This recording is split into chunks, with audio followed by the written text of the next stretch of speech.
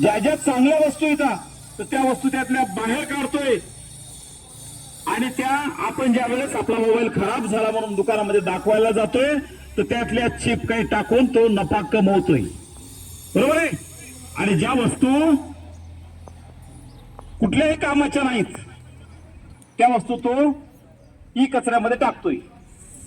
आणि ई कचऱ्याच्या बाबतीमध्ये जगामध्ये खूप मोठी समस्या निर्माण झालेली आहे. कारण का, याचं विघटन होऊ शकत नाही. जसं आपण एखादा भाजीपाला असेल, फळांच्या साली असतील किंवा नासकी फळं असतील तर ते जर आपण पर्यावरणामध्ये म्हणजेच आजूबाजूच्या परिसरामध्ये आणून टाकल्या तर त्याचं विघटन होऊन जातं. साधं एक उदाहरण सांगतो तुम्हाला, साधं उदाहरण. सगळे शेतकऱ्याचे मुलं आहेत, बरोबर आहे, आहेत का नाही? सगळ्याच्या घरी पाळीव प्राणी आहेत, बरोबर आहे. गाय, म्हैस, शेळी, मेंढी आहे. एखाद्याच्या गावामध्ये एखादी म्हैस जर मेली, बघा काय करतो आपण त्या म्हशीला, काय करतो, ते बाजूला परिसरामध्ये नेऊन टाकतो, बरोबर आहे. मग आपण 8 दिवसानंतर, 10 दिवसानंतर, महिन्यानंतर त्या परिसरात गेल्याच्या नंतर आपल्याला त्या म्हैस जशाला तशी दिसते का?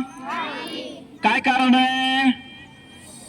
पर्यावरणामधले जे जीवजंतू आहेत, बघा पर्यावरणामधले जे जीवजंतू आहेत ते मेलेल्या प्राण्यांचे पूर्ण कुजण्याचं काम सुरुवात होते.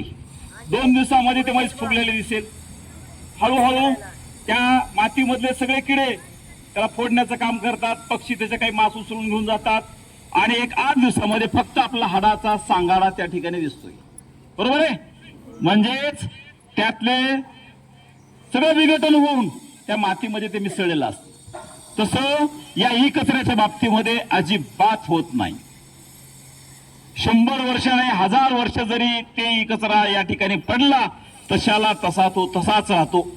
तो कुजला जात नाही आणि जमिनीमध्ये किंवा मातीमध्ये मिसळला जात नाही.